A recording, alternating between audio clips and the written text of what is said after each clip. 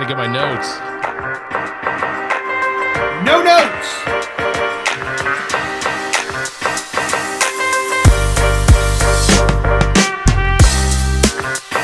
All right, welcome everyone to the All About Nothing podcast, kind of daily show. I am Barrett Gruber, host of the All About Nothing podcast. You can follow me across all social media at Barrett Gruber. With me is Brock, who is a council member for Blythewood, the town of, as well as the coordinator and I guess the guy. You and Steve do everything for Soda City Comic Con coming up on August the 22nd and 23rd here in Columbia, South Carolina, at the Columbia Metropolitan Convention Center. Welcome, Brock. How are you? I'm okay. How are you? Okay, so we are not at the same energy level, sir. It's not. Are you?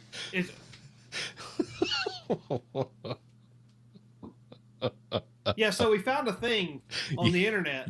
You found a thing. Plays. Yeah. Well, of course I did, because I have no life, as evidenced by my title. And yes, ladies, I am single and available. So, if you are interested and live in the Greater Columbia area, or within an hour or two of driving, hit us up. Let us know. I'll take you out, and Barrett will pay for it. We found a random thing on the internet where it randomly plays Michael Jackson sounds just kind of throughout the broadcast, throughout ever how long the video is, and it is playing in the background, and you'll get a hee or a shamon or whatever it is he does. Yeah. Shamon. It's a little intimidating to be doing a podcast with Michael Jackson. Even you got to turn the volume all the way up, turn it as loud as we can, so that way you're not expecting all of a sudden boom. That's right. Please subscribe and share the show. That's how we get new listeners. Also, please consider supporting the show financially by visiting theallaboutnothing.com, becoming an official member, and proudly calling yourself a true nothinger. We'll have more details on that at the end of the show. If you can't do that, give us a 5-star review, a like, and follow us across all of social media. You can find links at theallaboutnothing.com. All right. How was your weekend? Did you see Spider-Man yet? I have not seen Spider-Man. I did one better. I watched SummerSlam, and I don't know how many of the viewers are WWE fans. I would imagine there's got to be at least a handful of them. Sure. And dare I say, PLE of the year, it was by far and away what I would consider the best premium live event that WWE has put on all year. Better than WrestleMania, better than the Royal Rumble. It was just incredible. It just hit on so many levels. Raw's scared the shit out of me. Okay, go ahead. See, that's the whole point. You just Monday Night Raw's on right now. I'm missing Monday Night Raw, but that's okay because I'm going to catch up. But it just hit like it was top to bottom. It was the PLE of the year. It was just fantastic. So that was my Saturday and Sunday night. Maybe another reason why I'm single and available is the fact that I'm watching wrestling all weekend. I don't know, but at least I had my son watched it with me on Saturday night, and my daughter did last night. So that was okay. Okay. Well, Spider-Man opening weekend, $360 million domestically, surpassing Avengers Endgame for the highest domestic opening ever. Globally, the movie has generated $932 million. So it's safe to say Disney and Marvel have made their money back for what it cost to make it. I think that's Sony. I don't think that's Disney. Well, you're right. It is Sony movie, but I guess in partnership with so they have to split some of it with Universal and Disney. Because you've got. Well, I think Sony owns the rights to Spider-Man because when Marvel went belly up, they sold off the rights to some of the characters. Yeah. And Sony was the one that Sony bought. They bought what was it? Spider-Man, and they bought the X-Men. Yeah. Fox bought the X-Men. Yeah. Sony bought Spider-Man and something else. Well, Sony doesn't. Fantastic Four. Sony doesn't. The only one they kept is Spider-Man. Yeah, I think Spider-Man. They pretty much own Spider-Man and most. Spider-Man, and all of the villains that usually go with Spider-Man, but Universal owns the Hulk, so they have still not given up the rights to the Hulk. So to include Hulk in a Marvel movie on Sony means that Sony some of that money will go to Universal as well. So, but to me, it's good to see the partnership between the three studios to be able to experience that. I have not yet seen it. I do plan on seeing it this weekend. I have an appointment Friday for some tattoo work, and then I plan on trying to go see it. But yeah, no, I mean, it's huge. Odyssey made another 50 million or something this weekend. So that's, I mean, it's movies are back, right? Is that? Yeah, I think so. Yeah, it's probably a safe bet. Um, Obsession, that horror film that came out, maybe a couple of months ago, did extremely well. Yeah. Horror films tend to do well. They tend to be low budget, and they tend to attract a large audience. So if you're ever a movie studio and you want to get some people in the butts in seats, make a decent horror film. You'll make money. It's very hard to lose money on good horror. Did you see Scary Movie 6? I guess it's the latest Scary Movie yet. I didn't see 1 through 5. Didn't see 1 through 5, so I didn't have a read. There's scary Michael right there. Didn't see 1 through 5. No reason to see 6 or whatever it is. That's not my. I don't like horror films. Period. Oh, okay. So so that's not really not my thing. So. Okay. To jump into a little bit of news, we are 1 week away from the special Republican primary election here in South Carolina. After, of course, Lindsey Graham's passing, President Trump apparently helped arrange for Darlene Graham to be appointed to finish the term. And then days later, Trump endorsed her to run for a full 6-year term in the August 11th special election, a move that has apparently caught a number of South Carolina Republicans off guard and shifted the mood from sympathy to frustration. There are a lot of Republicans in this state right now that are making social media comments, voters included, as well as some of the leaders here in South Carolina, that are absolutely pissed off that Donald Trump, one, arranged for basically pushing Governor McMaster's, who I figure at this point only takes instructions anyway. He's got, 5 months left in his term, and then he'll walk onto a golf course somewhere and never be seen again. That was perfect timing. That was perfect. Yeah. I am much. Yeah, that was a good. Yeah. But it's really interesting. So currently, super PACs for a primary race for the state Senate the Senate congressional Senate seat here in South Carolina have already made $900,000 in donations to the campaign and for Darlene Graham, and so far they have tracked the spending at nearly $1.5 million in commercials just leading up to the special election next Tuesday. But the likelihood is, and then we're going to have a special election runoff on the 25th, 2 weeks later. Let me see what else. Darlene Graham's profile. Yeah. Too many candidates in the race not to have a runoff. It would defy all odds if one person were to get 50+1 to win it outright. But the question is, who are the two candidates going to be? I think I saw that. Was it Norman and Darlene were leading, or at least near the top? Russell Fry's up there too. So those are maybe your top three. Maybe. Yeah. I don't know. So Trump's endorsement didn't clear the field whatsoever. Both Fry and Norman are both in the running, pretty high up, along with Governor Mark Sanford, and then businessman Mark Lynch, who, by the way, I want to just tell everybody. Mark Lynch will be my guest for next week's episode of the All About Nothing podcast. It was I don't dislike Mark Lynch. I he's a bit too religious for me, but I think all in all, he's not a bad person. He just sits much further to the right on a lot of issues than I do. It's not a like I said, he's not a bad guy. He and I differ on opinions, and we certainly express that in the episode. So it'll be a good listen. That'll come out I'm gonna actually release that early on Saturday, leading up to the special primary. So, Mark Lynch. You got Sanford. There's 9. There's not. What are you doing? Playing with a pencil? No, you're typing. What are you typing? Trying to get some more information out there for the ladies. Okay, that's fair. Oh, yeah. There we go. Since I don't have an @Brockage. That's fair. Facebook.com/Brockage. Brockage. I didn't know that was your. Okay. But yeah, so my Facebook handle.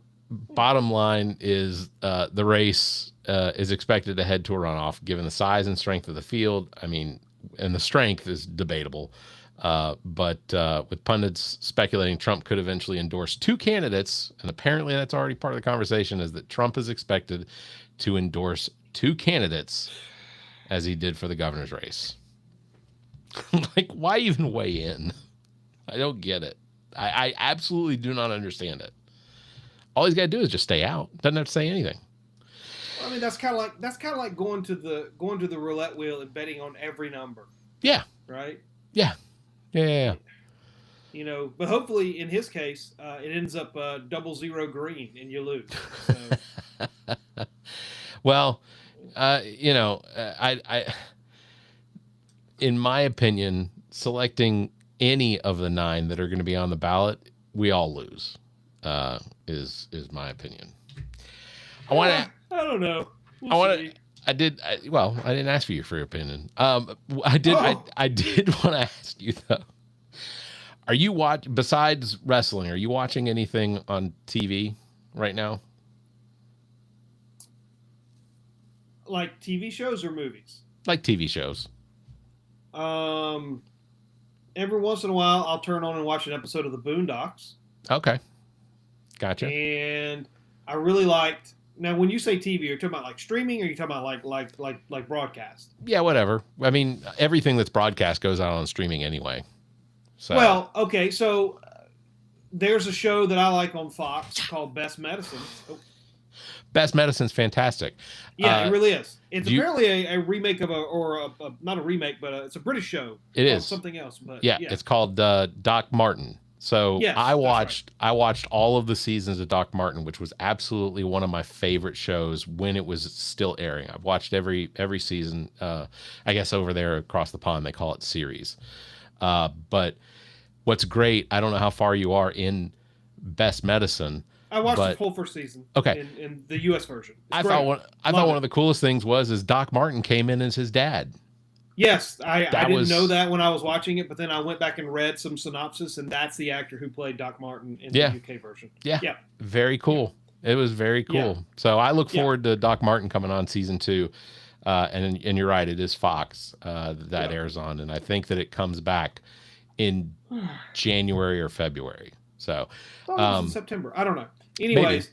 That's the only show that I actually watch. This on broadcast TV. I watch a couple of other things. Mobland I watched, which I thought was really good. Yeah. I've watched. I liked Avatar, the the anime, one of the greatest animes ever. But the live action Avatar was good. I don't like the fact that I feel like the producer.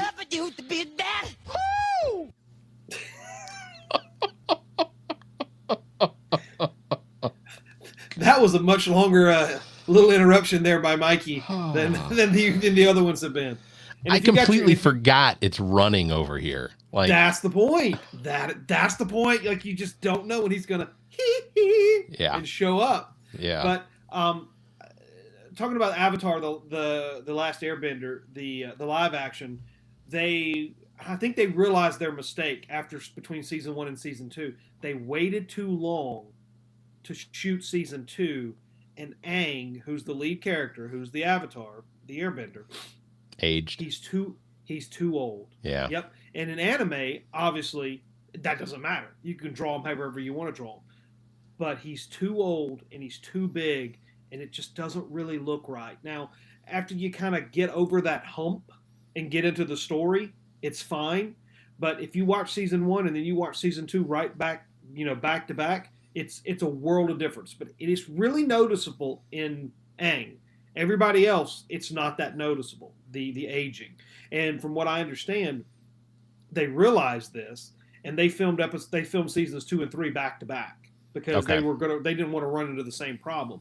If they had been smart, obviously, which hindsight's 2020, they'd have filmed 1, 2, and 3 back to back to back. Yeah. And then you'd have had it. You don't have to release it all.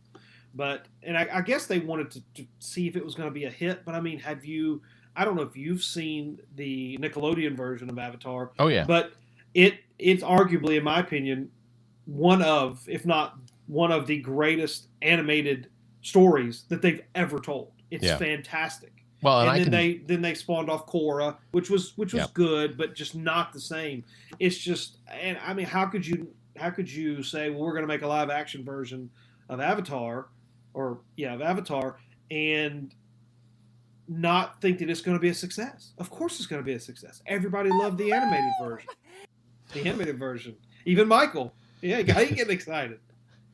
So again, when you watch it, you'll look at between season 1 and season 2. You're like, yeah, he aged a lot more than they thought he was going to do. He got tall. Well, I started watching as one of the summer relief shows, and because summer, most of the shows that we probably enjoy the most are usually off at this time, just because the fall, winter into spring is usually when most television shows that have contracts for a specific number of episodes, that's when they come on. So one of the summer relief shows that started airing is one called Nation's Dumbest. And essentially what it is it's a game show with celebrities where they are competing to be removed from the show in order to not be deemed the nation's dumbest at the end. It's hosted by Jack Whitehall, who on Netflix did Travels with My Father. If you haven't seen those are fantastic. Like, Jack Whitehall is absolutely, he's not as great as Carr, but he is exceptionally funny. Also, Nation's Dumbest, our friend John Heater from last year's Soda City Comic Con, he's currently running, as I'm watching it right now, along with Ice-T, Carmen Electra, Steve-O from Jackass. All of these people are still in the running to be the nation's dumbest. Andrew Yang, Ellie King, and Dr. Drew have all graduated, so now they'll never be crowned the nation's dumbest. But it's a really entertaining show it's on Fox, but it's streaming on Hulu as well. Also, by the way, I didn't know if you know this, the word dumbest has a B in it. President Trump told us that. I don't know that we would have come to that on our own. Does it actually have a B in it? It does. D-U-M-B. E-S-T, dumbest. Yeah. Dumbest. Yeah, I feel like I knew that. Why did he have to remind everybody?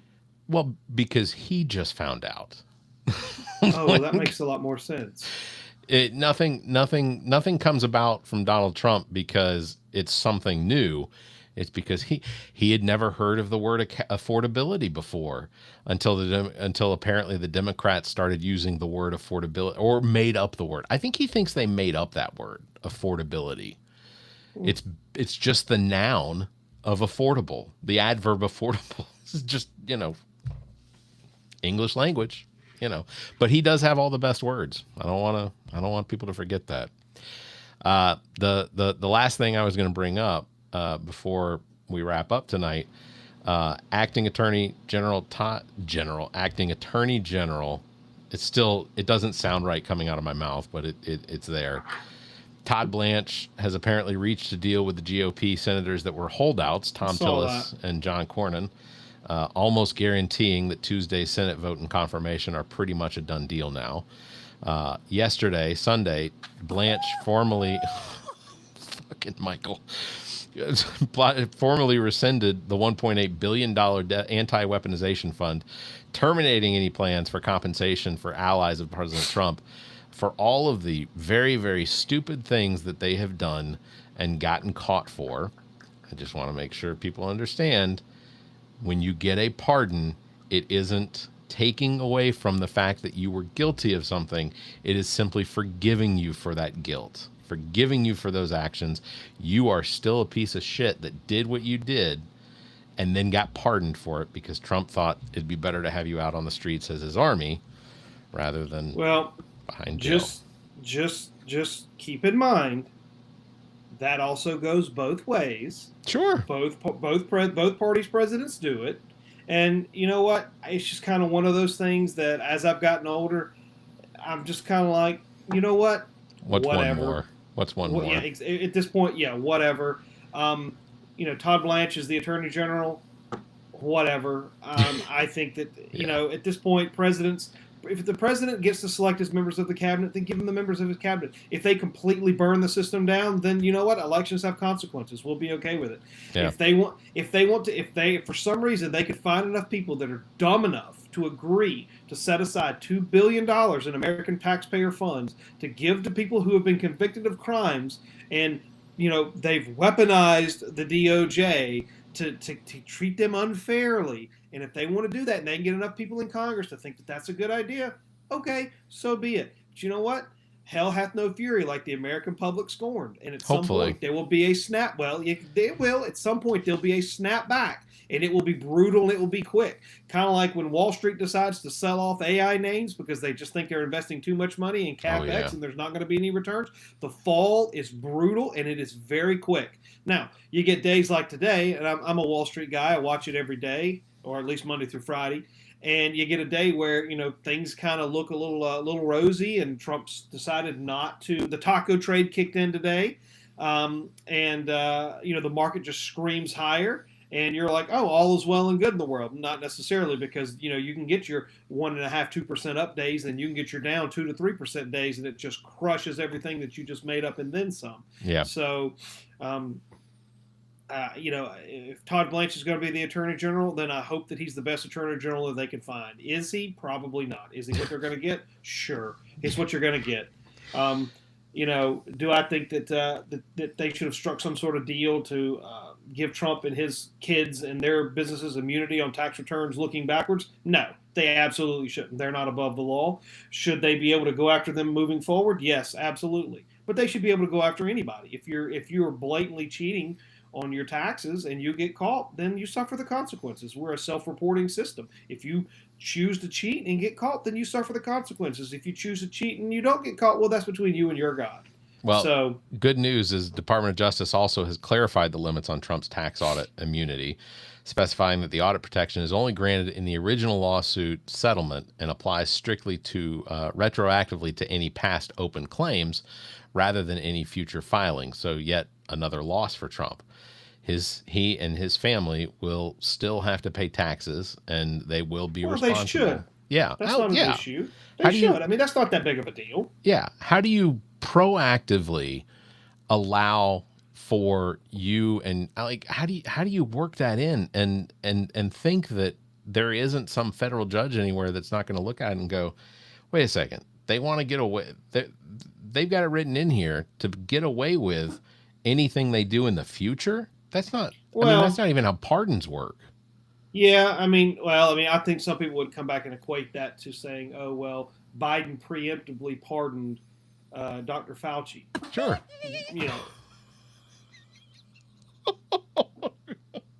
Michael didn't like that. Should you be able to preemptively pardon somebody or offer some sort of I guess a pardon is different because it is looking back, and you're pardoning somebody for their past alleged transgressions. If you are pardoning for somebody or pardoning or giving immunity for somebody for potential crimes, whether it be criminal or civil, that you haven't even committed, that you might commit in the future, that's just ludicrous and absurd. I mean, it's almost borderline comical, because then you basically are giving a lifetime get out of jail free card to just do whatever you want to do. Yeah. Well, but that's absurd. But that's essentially why, Anthony Fauci last week pled the fifth on every question that was asked of him, was because the Republicans in that particular committee, and I think Homeland Security and something else, but that was, they gave up the game too early. Like, they went before the Sunday cameras and whatnot, and basically said, we're going to get him to perjure himself so that we can get him put in jail. Like, ultimately, that's what Rand Paul has this.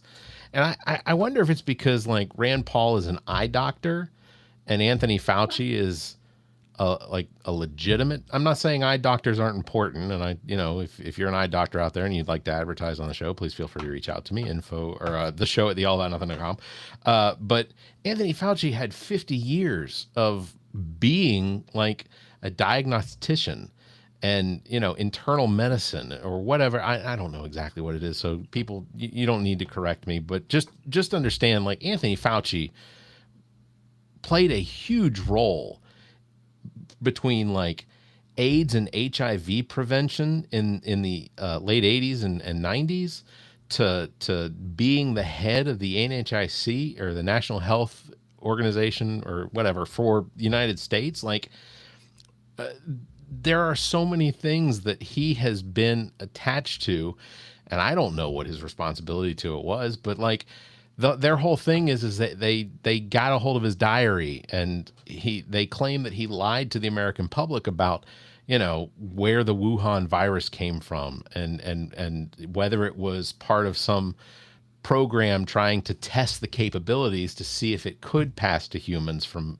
animals or bats or whatever.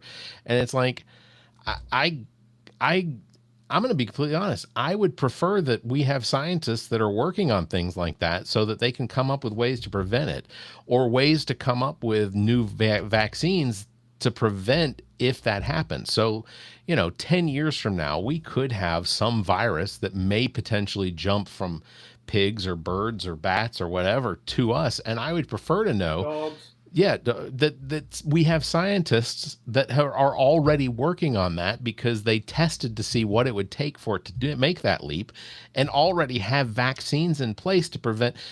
And then the other thing about these mask mandates and things like that.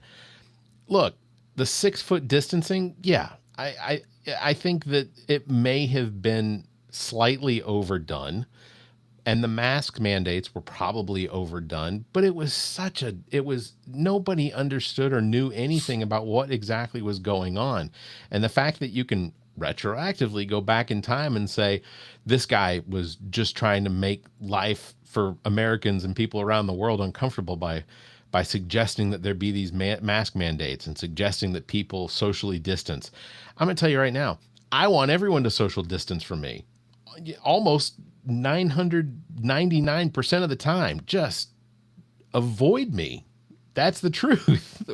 Wear masks too, please. If you see me coming, put on a mask. That's all I ask for. Take this and go away. I did not know you had an Ewok. Yeah, I do.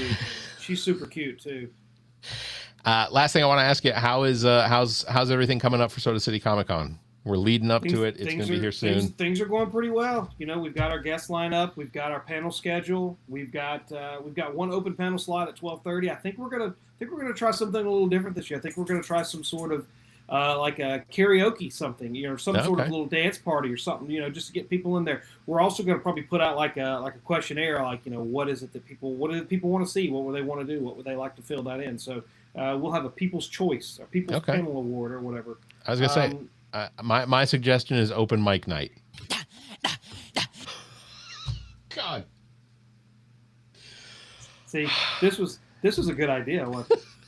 I don't know if I'm ever not going to do it again. I think it's a staple now. No. I think what you have to do is when you bring guests on, you don't tell them, and you have it running in the background, and they're like, "The hell was that?" Ghosts. But yeah, I don't know. I think it'd be kind of cool to have people sign up to do like a 5-minute comedy set, and just, I think that'd be great if they bomb or whatever.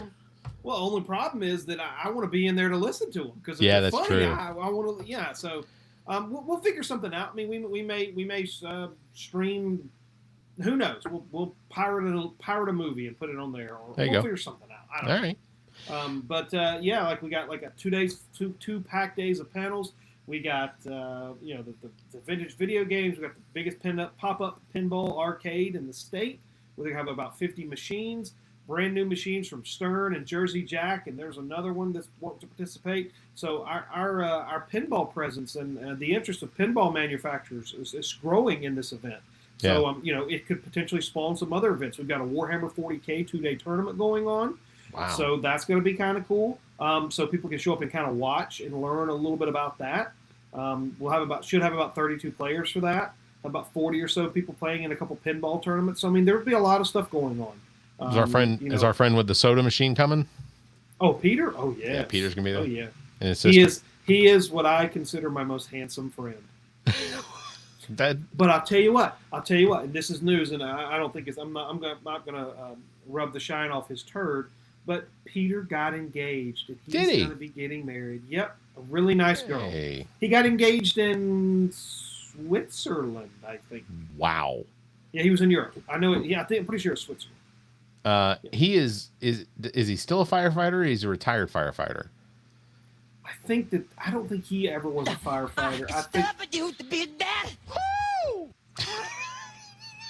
I don't think that he was ever a firefighter. I think. Yeah, that was a good one. I think that there was somebody in his family, or whatever, that was was involved in that. Okay. So but he's an engineer by education. Oh, okay. All right.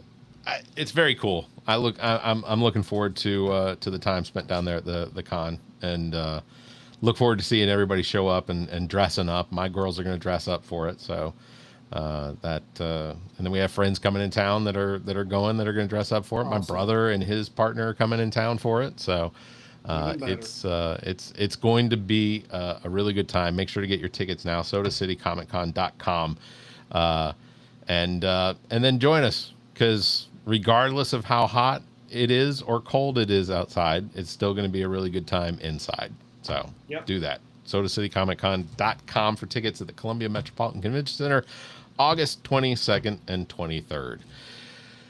I'm almost anticipating a Michael sounder. You're waiting for it.